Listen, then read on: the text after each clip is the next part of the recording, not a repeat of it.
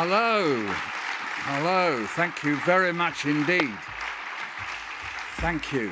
And let me begin by saying thank you. Yeah, you can sit down now. Yeah, that's right. Yeah. Thank you, because I wouldn't be here if it wasn't for you. Or at the most, I think I'd just be lying in bed. So I have to begin by saying that. Oh, thanks ever so much. So what I'm going to do is tell you what happened to me in 2020 and how physiotherapists were involved in ways sometimes that you may have found unexpected yourselves. I will talk about you collectively as if you looked after me, so just bear with me on that. All right, so it'll be a narrative, and it's how I've written it down, and I will, in a sense, act it out for you. In March 2020, you can't see a doctor, you can't go to A&E, you can't get tested. All you can do is ring a paramedic. I ring a paramedic. He tells me to breathe down the phone. I breathe. He listens. He asks me if I felt worse than yesterday. I say no. He says, "You're okay then." I tweet on March the 27th, day 12 of being ill. The year's seasons roll by in a night. Sweats, freezes, sweats, freezes. I wonder whose mouth I have. I don't remember it as made of sandpaper. Water is as good as ever. In the spare room at home, I say to Emma, that's my wife, it feels like I can't get enough air. There isn't enough air. I can't catch up, I say. I get so ill, Emma calls our friend and neighbour who's a doctor. She comes over with an oximeter. I've never seen one of these before. Emma puts it on my finger. 58, Emma says. Doctor says, "Is that the pulse?" Emma says, "No, the pulse is 115. Doctor writes later that she had never seen anyone with 58 who was still conscious. Emma drives me to A&E. Elsie, our daughter, in the back. I'm panting. It's night. The road is empty. I go in. I don't have time to turn around. They're gone. A doctor is standing by my bed asking me if I will sign a piece of paper which will allow them to put me to sleep and pump air into my lungs. Will I wake up, I say? There's a 50-50 chance, he says. If I say no, I say, 0, he says. I sign. The nurses and volunteers and physiotherapists in my intensive care ward keep a kind of journal about my stay there. They say it's my patient diary, or as I call it, my very patient diary. On the cover it says this diary can be completed by relatives, friends, nurses, doctors and allied health professionals to record the patient's daily events. The diary may help with the patient's post-critical care recovery by providing them with information and insight into a time when they were not aware. April the 9th, dear Michael, we are your ITU helpers today. You're doing fantastically well and fighting hard. You still have a breathing tube, but you're doing well. Keep fighting. LSC and Lizzie, physiotherapists. April the 10th, hi, Michael, I'm your helper this evening. Your vitals are slowly improving. I've never quite found out what my vitals are. I've assumed they're my testicles, but I'm not absolutely sure. Including your temperature. We've wrapped you in a heated blanket and repositioned you regularly to improve your lung perfusion. You're sleeping peacefully at the moment, monitored and controlled by the ventilator. We've still got another 8 hours together, but so far, so good. Jenny, physio by day, ITC helper by night. Dan, who's a speech and language therapist, volunteers to work on my intensive care ward, keeps his own diary. He changes our names. He calls me Mr. Jacobs. He writes, I said a few Hail Marys over Mr. Jacobs, even though I know he's Jewish. I think, well, that's a good idea. It covers all the bases, doesn't it? Mind you, next day, Dan writes, came in, Mr. Jacobs still alive. I think you must have thought that when you went home the night before that Mr. Jacobs was going to cop it. Poor Mr. Jacobs. April the 17th, dear Michael, my name is Beth, and I've been the nurse looking after you overnight. I normally work at Great Ormond Street Hospital looking after children, but have been moved here to help look after adults. I call you guys big children. You've done really well overnight. You're starting to move little bits. Not quite sure which little bits, but which is excellent. I hope you continue this great progress. You've got this. Looking forward to meeting you when you woke up. You wrote my favourite book, We're Going on a Bear Hunt. All the best, Beth. Never heard of it. April the 14th. Dear Michael, you required a ventilator to take over your breathing due to your further deterioration. The ICU team had to prone you, meaning you had to lie on your belly to help improve your oxygenation. This procedure required 7 people to reposition you safely. We're hoping to see you improving every day. Take one day at a time. You'll get there soon. All the best, Michael. Margie, ICU nurse. April 24. Hello, Michael. I've been asking you to blink and squeeze my hand to communicate, and you've been diligently obliging. I think it's the only time in my life that someone has said that I've been diligently obliging. Please send your NHS anniversary poem to Boris Johnson. Best of luck, Kajal Doshi, physio, ICU helper. April 26th. Hey, Michael, today has been a busy day for you. Lots of doctors and nurses have been caring for you. You've been well cared for. You've been restless at times, but I've been there to hold your hand. Alison, physiotherapist. April 29th. Good afternoon, Michael. It's Claire the physio again. I haven't quoted her before. You must be sick of me talking to you today. We've been chatting a lot, keeping you stimulated so your blood pressure rises. You're turning your head when I'm talking to you as well. Great stuff. Keep going. You've got this. Claire. April 29, night shift. You still have a breathing tube going into your throat, meaning you aren't able to speak. So unfortunately for you, it's mostly me chatting away to you. I seem to get a response when I mentioned that you supported Arsenal, judging from your pictures, but you didn't seem impressed when I told you that I was a Derby County fan. Keep going, keep fighting, and keep being so strong. Lizzie, kiss, kiss, physio. Last night, as I was going to bed, I wondered whether I'd put that in my folder, and so I rushed back downstairs, went through the folder, and saw that I'd got it. I thought, oh, that's good, because I remember Lizzie was a physiotherapist. And I went to bed. This morning I got on the bus in Muswell Hill, North London, where I live, and I got on the bus and I'm sitting there, and there was somebody just to my left, and she said, Michael? And I said, yes. And she said, I'm the person I'm the Derby County fan who is a physio called Lizzie. My name's Lizzie, she said, and you weren't very impressed. And I said, no, I'm not surprised I wasn't very impressed, really, because I thought it was a joke, I said, because I was sedated, I was in an induced coma. And she said, well, you did sort of turn away like that. So I said, amazing. Where are you going now? And she said, well, I'm going to the Whittington, I'm going in. And she said, how are you? I said, I'm fine, I can't really see out of this eye because I had blood clots in my brain, and I can't hear with that ear. As I say to children, I can't see with my ear and can't hear with my eye. And one kid said, well, you wouldn't, would you? Anyway, and I said, yeah, I kind of creak a bit, and she said, oh, well, anytime, just come to the Whittington, we'll be there. Thank you, Alison. May the 3rd overnight, your blood pressure decided that it fancied being a yo-yo, and we've had to do a good amount of deep suctioning via your trachea. I'm really sorry that this is so unpleasant. It's so important to get that mucus out of your lungs. I'm sorry I can't write more. With the pandemic, each nurse has multiple patients, but keep fighting, you'll go home soon. Sarah, May the 7th. Dear Michael, happy birthday. It's been so lovely to help look after you today on your birthday. You've been popular today. FaceTime calls from your family and a birthday card. You were also treated to a rendition of Happy Birthday from about 15 ICU staff around your bedside, and a round of applause from staff and one of the other patients. Get well soon. Sophie, physiotherapist. Monique, ITU nurse. Emma, my wife, emailed to the family. May the 15th. Hi all, Michael's been calmer, more settled, has been off all sedation for the last few days. He is responding to some commands with hand squeezing, arm movements, and has some improved function in his muscles, which are obviously very weakened after so long. They think he may have some nerve damage, and I don't know if this could be permanent or temporary and what the cause is. He's still on the antibiotics for the cavitating pneumonia. Nice one. All love for now, Emma, kiss. Night shift.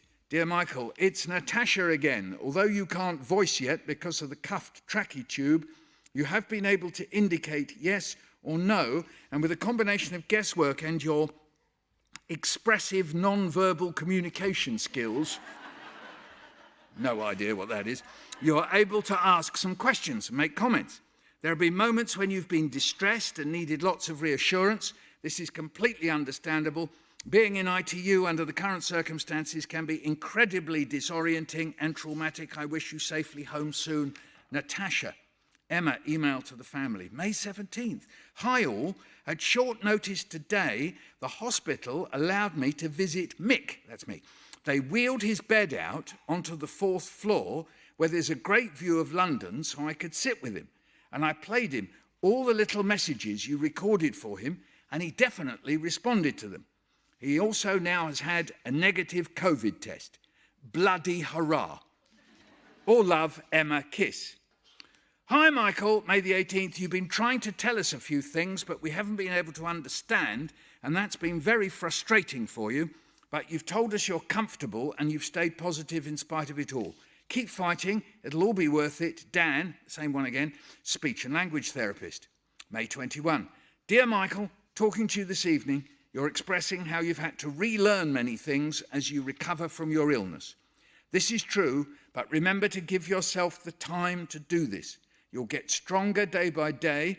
Be patient if you can. We will help you as you continue on your journey of recovery. So pleased to be able to talk with you and hear your voice. Best wishes, Louise. May 22, email from Emma. Hi all. I'm very happy to say that Michael is moving out of ICU tonight. He's talking, still confused, delirium at times, and he's trying to piece it all together, obviously, but slowly becoming more Mick-like. I'm going to the hospital in a bit to deliver him some comfy bedclothes, a soft blanket, his own toiletries. He will have been in hospital 8 weeks tomorrow and has spent 47 days in ICU. Look forward to a glass of wine later. Love to all, Emma, kiss. After the coma, they put me in a geriatric ward. I suppose they think I might be terminal. One nurse must think I'm a bit sprightly. She says, what are you in here for? I said, I don't know. And if I don't know and you don't know, then we're both in trouble, aren't we?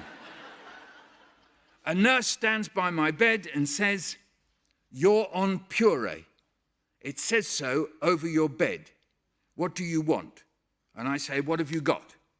And she says, cottage pie. So she goes out, she comes back, and she says, can you feed yourself? And I said, no. So she feeds me the pureed cottage pie with a spoon. And I say, it tastes fantastic. I don't think she believes me.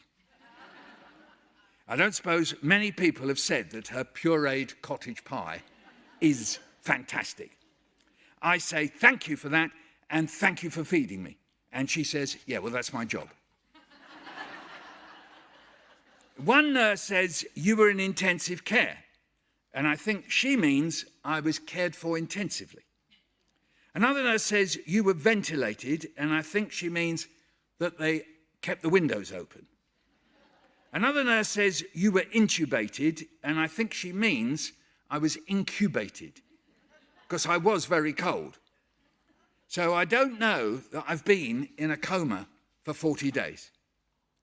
The consultant says that when they took me off the drugs that were keeping me asleep, I didn't wake up, so they got Emma to come in, as you've heard. She held my hand, played recordings of the kids in my ear, and I waved my arm, he says. Then they wheeled me back into the lift, and the consultant says she was the game changer. After that, he says, I didn't stop talking. Not like me at all. Our 4 people now come to my bed and lift me up. They were physios and nurses. Came to bed so that I could stand. And I shake all over. I look down and see my legs, and they're my father's legs when he was dying.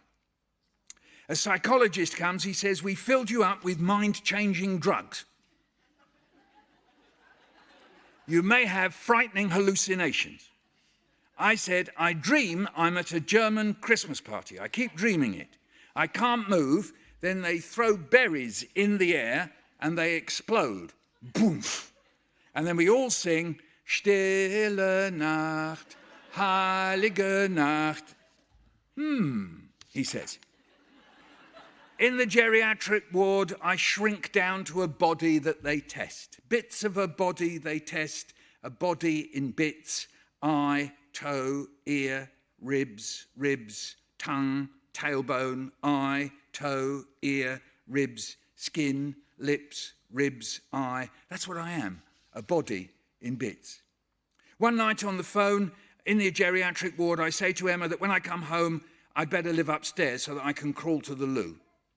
I don't think I'll be able to go up and down the stairs. A month later, when I get home, I see that we have a downstairs loo. I had forgotten we had a downstairs loo. Another night, I lie in bed trying to remember my shoes. I don't know what shoes I've got. I don't know what shoes I've got at home. I could remember my Crocs. Big surprise. I couldn't remember what shoes I had at home. I don't tell Emma that because I feel ashamed. And one night I looked down at the bottom of the bed at my big toes. The nails have come off, and there's just dried blood. Oh yes, that's what's happening with COVID, they say. Sticky blood fills the capillaries, they burst, and bits of the toes die. We call them COVID toes. Your hands speak. Touch is a language. Each palm, each fingertip is a line from your stories. I get what they each say. This hand is in a hurry. This hand hesitates. These hands are worried. They catch me as I slope sideways. This hand knows a lot. It hunts for the lumps where previous jabs filled me with blood thinner. This hand hunts for bed sores. It spreads Vaseline and kindness. After you've taken my blood pressure and you've clipped the oximeter on my finger to find out if I'm taking up oxygen, you stand at the end of my bed and stare at me. I ask you why. You say you're doing my obs. What is this, I say. We look at you to find out how you are, you say. Well, what do you write down, I say. What we see, you say. Oh, I'd like to look at that one day, I say. Now that I've been in for weeks, there must be yards and yards of obs. I wonder what they say, things like, he could do with a haircut. Or, he looks less dead today. The consultant says we didn't know if you were brain dead or not, Michael. I said, well, you didn't tell me that at the time. He said, well, there wasn't any point. We thought you were brain dead. The consultant says you've got 3 blood clots in your pulmonary artery. I say, should I worry? He says, oh, you'll probably digest them.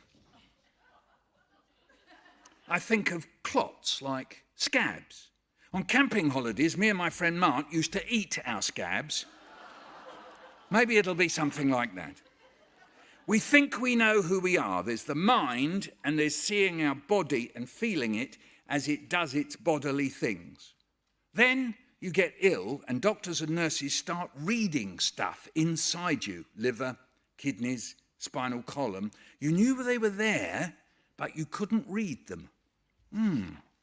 I go to a rehab hospital. I can't stand up.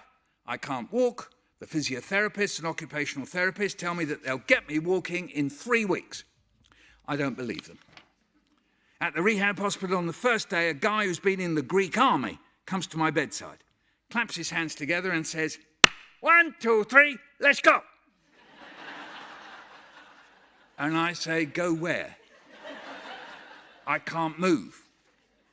I have a dream. I'm in a place where I can't see or hear. I can't feel what I'm touching. I can't taste my tongue. There's a field of bodies.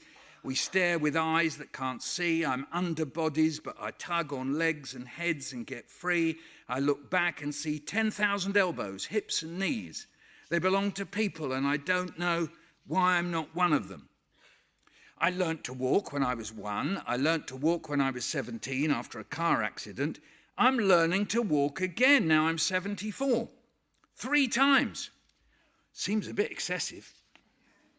At the rehab hospital, the occupational therapist or the physiotherapist says, throw the balloon to me. I try. It's too heavy. She says, every time you stand up, say, hands behind, nose over toes. I do it. Hands behind, nose over toes. It works. I remember it. Hands behind, nose over toes. Hands behind, nose over toes. Never forgotten it. Oh, they've been worried about my low blood pressure. but they've brought me the Daily Mail, so it'll be fine in just a moment.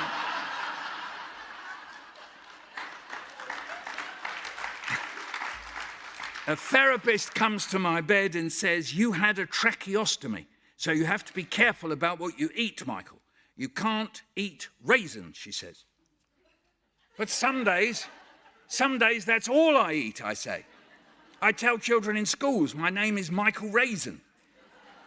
"You can't eat raisins anymore," she says.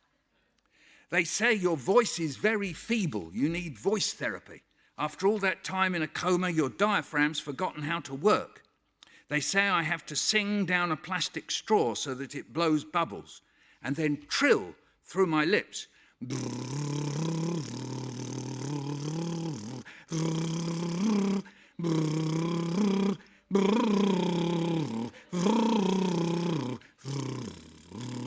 I do a lot of that. And now my diaphragm works. At the rehab hospital, one guy says he's going to bunk off going to the gym that afternoon.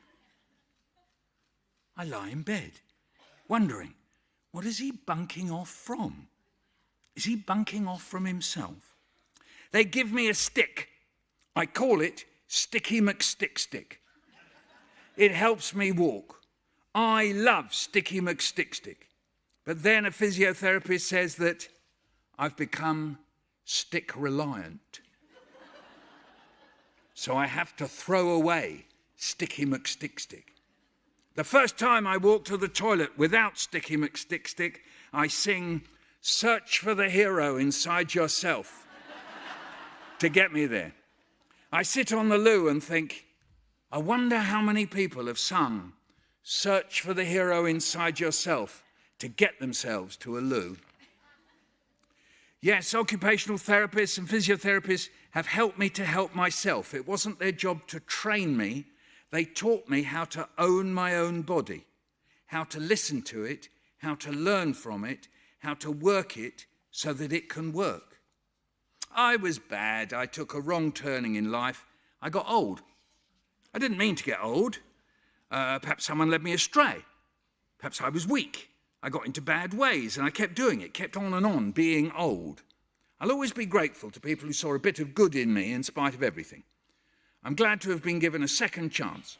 I'm trying not to be old now, but it's hard. I get tempted. I go home, and a few days later, 2 physiotherapists come over and sit on the sofa. They ask me, "What are your long-term objectives?" I thought, have I got any of them? I wondered, have I ever had long-term objectives? I don't think so. What are your long-term objectives right now, they say? To be able to walk to the end of the street, go to the Jewish deli, remember what I went there for, and bring it back home all by myself. That would be good, I think. Yes, they say. Anything else? Live for a bit more. And come to think of it, I've never bothered to make pickled cucumbers. No, I just buy them. But my mother, she made lovely pickled cucumbers. I would like to try that one day.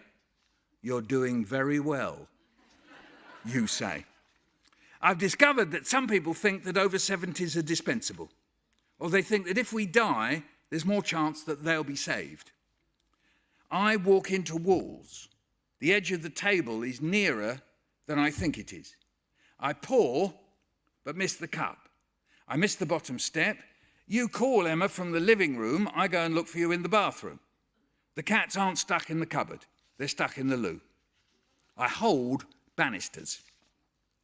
I say to the consultant that just before you guys put me to sleep, you said I had a 50-50 chance of waking up. Was that what we all had on that ward, 50-50? More or less, he says. Yes, in the end, we lost about 42%. The consultant says that the intensive care ward was equipped for 11 patients. At the worst moment in March and April 2020, we had 24. We were supposed to have one nurse with one patient all the time, 24 hours a day. Sometimes we had one nurse running between 3 or 4 patients, and count that as a physiotherapist as well. Some nurses haven't recovered. When the doctor said that I had a 50-50 chance of waking up, I remember thinking, hey, that's not so bad, actually. 50-50 is quite good. And I thought, if I go, at least I won't know I'm going. And I thought of Eddie, that's my son. That's what the doctor said about Eddie. He wouldn't have known he was going. He died of meningococcal septicemia. The doctor said, all the membranes of his cells leaking, his insides turning to mush. It all came to me in that one moment. Later, my grown-up sons come over and take the dad for a walk. I don't have a lead. I don't run off. And I don't sniff other dads. When I come out of hospital, I forget the names of Tom Cruise, George Clooney, and Meryl Streep. I have famous Hollywood film stars forgetting syndrome. I discover that the years 2018 to 2020 have disappeared. Our friend Di calls it my blank period. Picasso had his blue period. I have my blank period. People see my red eye. People are kind. They're sorry that someone has punched me in the eye. Sometimes I tell them that it says on the bottle of the eye drops, they stain my eye. Sometimes I don't tell them. The 66-year-old journalist tweets at me, yes, we know you were ill, Michael, but you were 74. But? That but is doing a lot of heavy lifting. What's but about being 74? Are my days less valid than her days? If I'd copped it, would that have been more okay than if she had copped it? When people meet me, they say, you're alive. And I say, are you sure? At the brain hospital, the nurse asks me how often I exercise. I say I try to go for maybe a 30-minute walk 3 times a week. She says it should be 5. The brain surgeon says, do you want to look at your brain? I say, well, I've been trying to look at my brain for years. I'm a writer. He puts up a slide. It looks like you've had altitude sickness, he says. I say, the highest I've been is the 4th floor of the Whittington Hospital. Thoracic signed me off, but the consultant says that the scan shows that I had a thymic cyst. Should I be worried, I say?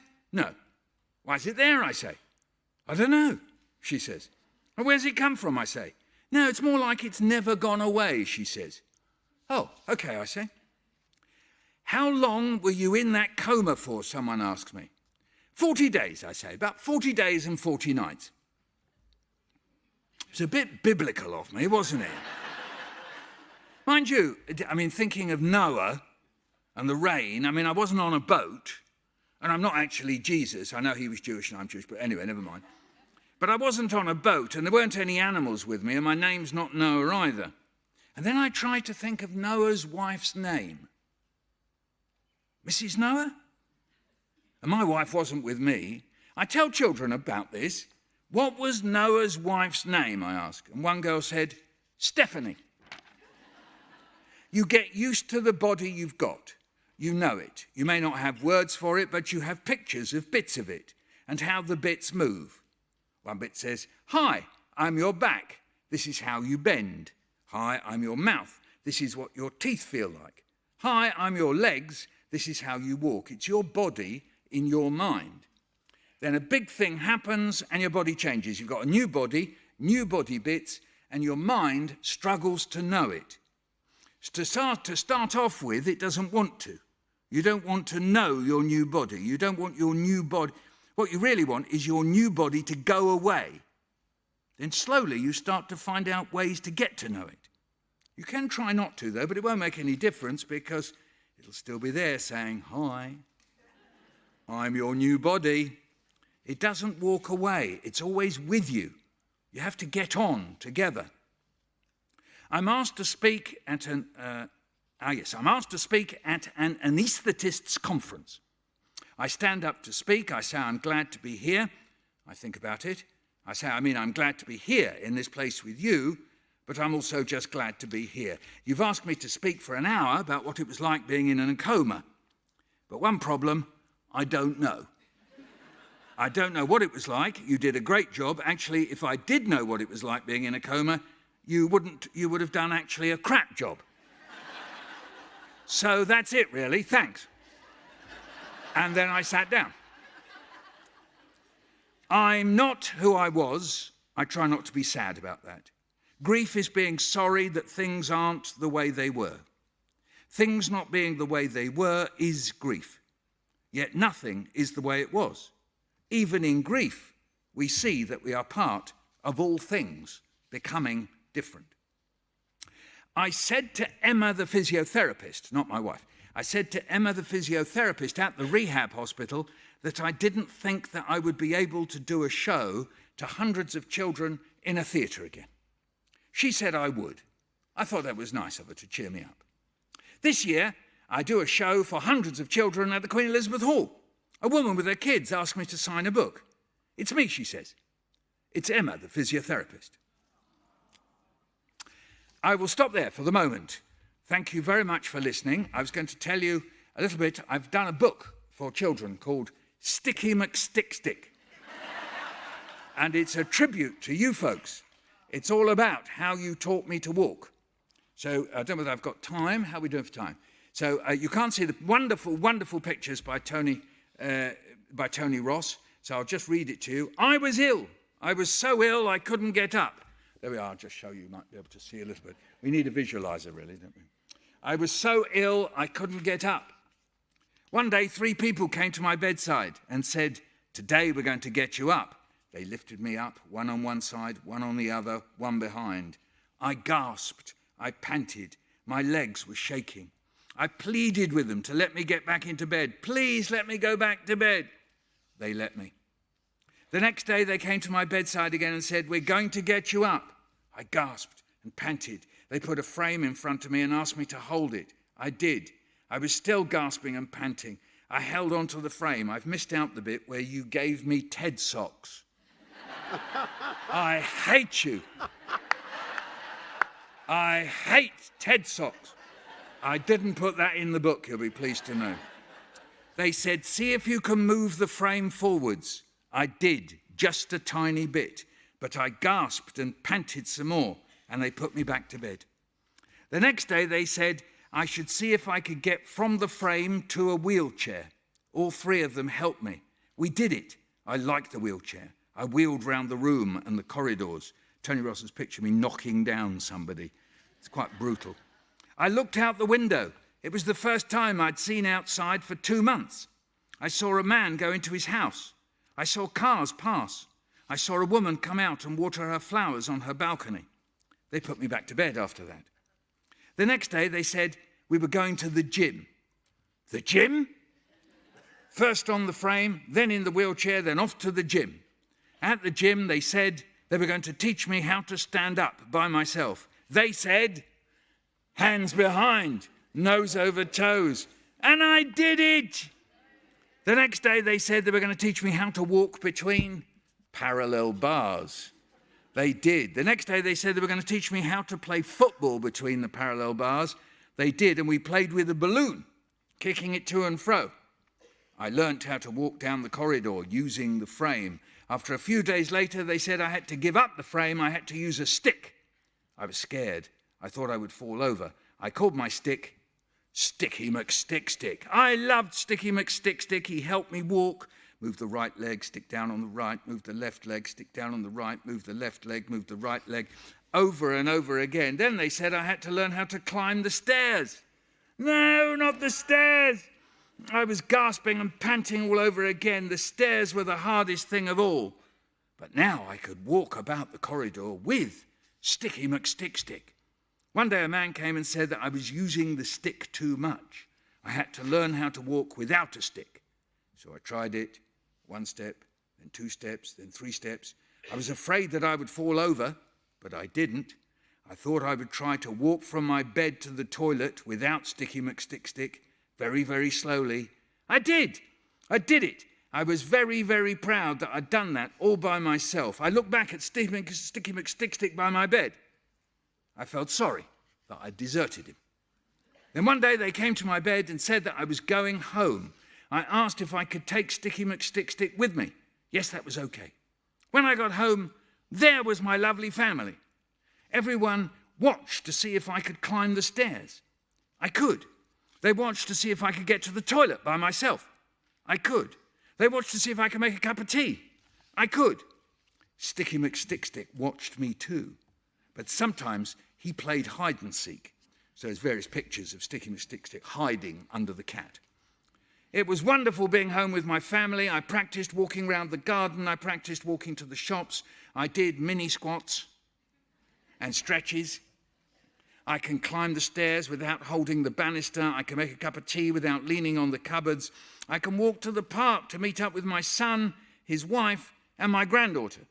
I can do all these things now. Sticky McStick-Stick sits in the basket by the front door, just in case I need him.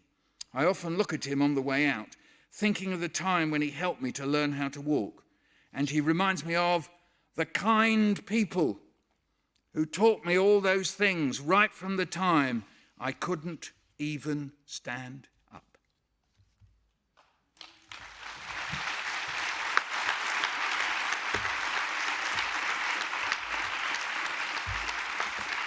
Thank you very much, thank you. Is there time for a question or two? No, we've got, no.